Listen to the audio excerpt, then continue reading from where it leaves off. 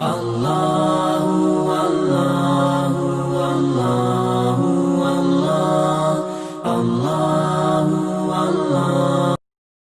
کتنا دل گداز لمحہ ہے. قرآن نے اس منظر کو بیان کیا کہ جب حضرت خلیل اللہ نے خواب دیکھا، اپنے بیٹے کو ساتھ لے کر کے وادی منع میں پہنچتے ہیں، اور جو ارادہ تھا، عزم مصمم تھا، اس کا اظہار اپنے بیٹے کے سامنے کیا تاکہ اس نیکی میں بطیب خاطر یہ بھی شامل ہو جائے. قرآن نے اس کو بیان کیا ہے. ایسی انوکھی کہانی آپ کو کہیں نہیں ملے گی، ایسی سچی کہانی اور عظیمت کی دل آویز داستان کہ باپ اور بیٹا دونوں بیٹھ کے گفتگو کر رہے ہیں. کیا گفتگو ہے؟ باپ کہہ رہا ہے کہ یا بنیا، اے میرے بیٹے. جو اہل زبان ہیں وہ اس کی نزاکت کو اور اس کی لطافت کو سمجھتے ہیں کہ یا بنی نہیں کہا گیا، میرے بیٹے نہیں، یا بنیا. جس طرح ماں لاڈ سے اپنی بیٹی کو بیٹی نہیں کہتی، میری بچڑی کہتی ہے، تو جب وہ بچڑی کہتی ہے تو اس کے اندر گوند گوند کے محبت رکھی ہوئی ہوتی ہے. تو یہاں ذرا لفظ دیکھیے، یا بنیا، اے میرے بیٹے. اللہ اکبر. اردو کے دامن میں کوئی اتنی وسعت نہیں ہے کہ ان لفظوں کی تعبیر ہو سکے جو شہد ان لفظوں سے ٹپک رہا ہے جو حضرت خلیل اللہ نے اپنے بیٹے کے لیے لفظ استعمال کیے. یا بنیا، اے میرے دل بند، اے میرے جگر کے ٹکڑے، اے میرے فرزند نونہال، میں نے خواب دیکھا ہے. اس خواب میں تجھے ذبح کر رہا ہوں. یہ خواب آپ یا میں دیکھیں تو ہم تو اپنی بیوی سے بھی اس کو شیئر نہیں کر سکتے، ہمارے رونگٹے کھڑے ہو جاتے ہیں. لیکن بیٹے سے کہہ رہا ہے، اور یہ محض خواب کسی تفنن طبع کے لیے نہیں ہے یا محض کوئی بات سمجھانے کے لیے نہیں ہے، اس کی تعبیر کی طرف بچے کو لانے کے لیے سنایا جا رہا ہے. کہا بیٹا میں نے ایک خواب دیکھا ہے. خواب کیا ہے؟ کہ میں تجھے ذبح کر رہا ہوں. اب تو بتا تیری رائے کیا ہے؟ اللہ اکبر. اب باپ بیٹے سے کہے کہ میں تجھے ذبح کرنا چاہتا ہوں تو بیٹے کا رد عمل کیا ہوگا؟ کوئی بھی تصور اپنے بیٹے کو کر کے سوچے کیا رد عمل ہوگا. اس کی آنکھیں پھٹی کی پھٹی رہ جائیں گی. وہ باپ کے ہوش و حواس پہ شک کرنے لگ جائے گا، کہے گا کیا بول رہے ہو، ہوش ٹھکانے ہیں؟ باپ ہو، سفاک ہو، کیا لہجہ ہے تمہارا، مجھے ذبح کرو گے؟ لیکن یہ فیضان نظر تھا یا کہ مکتب کی کرامت تھی؟ سکھائے کس نے اسماعیل کو آداب فرزندی؟ اقبال پوچھتے ہیں کیا تھا جس نے اسماعیل علیہ السلام کو آداب فرزندی سکھائے؟ وہ مکتب کی کرامت بھی تھی اور وہ فیضان نظر بھی تھا. فیضان نظر باپ کا تھا اور پہلا مکتب ماں تھی.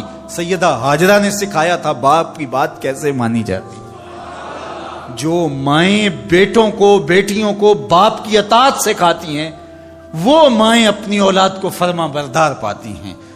ماں کے ہاتھ میں اولاد کی تربیت کا جوہر ہوتا ہے. یہ سیدہ ہاجرہ کی تربیت بول رہی ہے جب باپ نے کہا بیٹے میں تجھ کو ذبح کرنا چاہ رہا ہوں. کتنی بڑی بات ہے.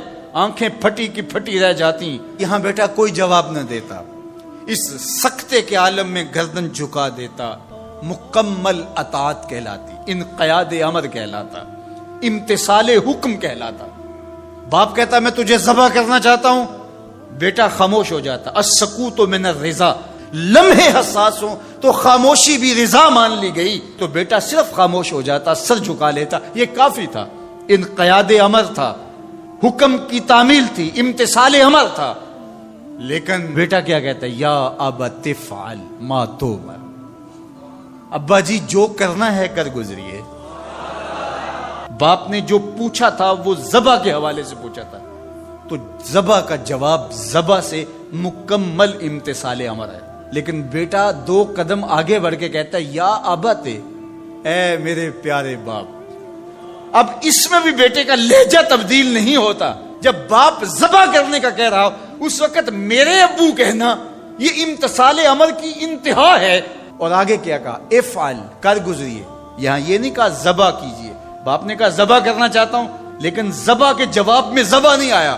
ذرا دل تھام کے بیٹھیے. کتنا امتثال امر اور مکتب کی کرامت کا کیسے ظہور ہوتا ہے. یا ابا تفعل ما تؤمر.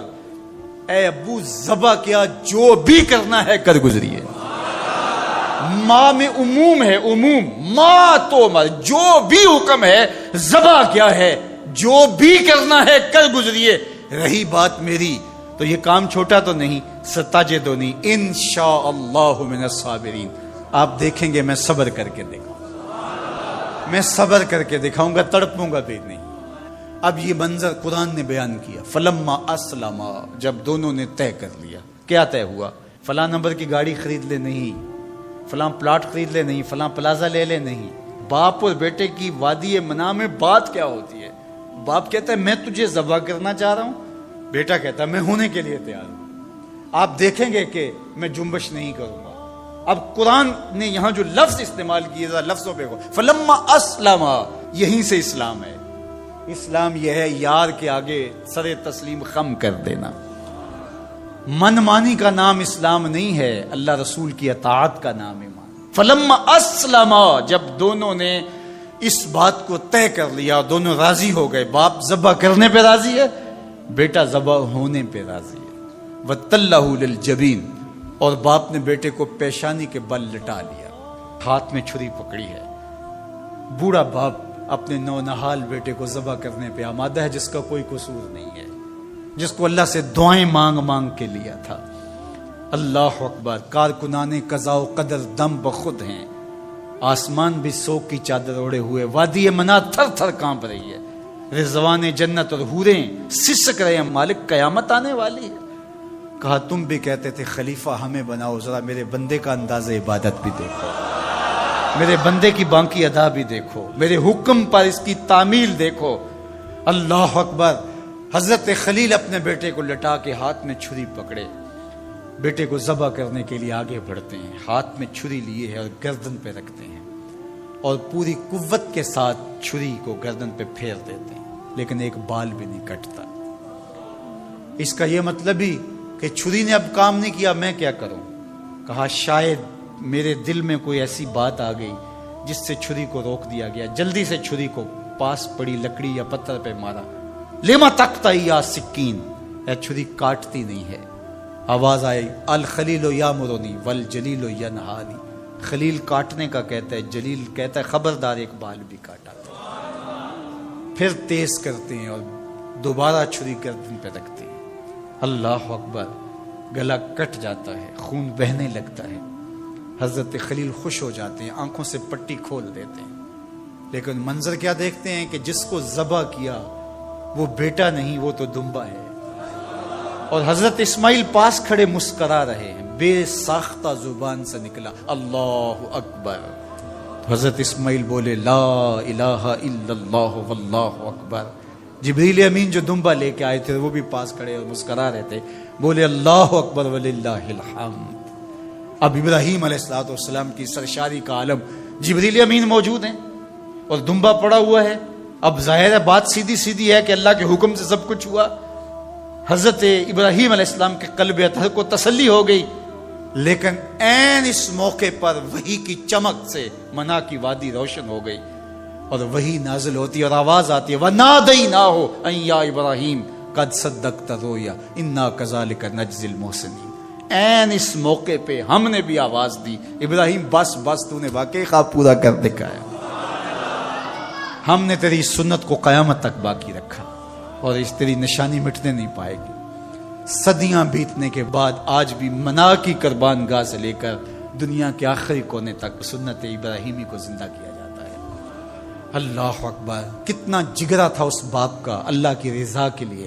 خلت کے تاج یوں نہیں ملتے، عظمتوں کی معراج یوں نصیب نہیں ہوتی.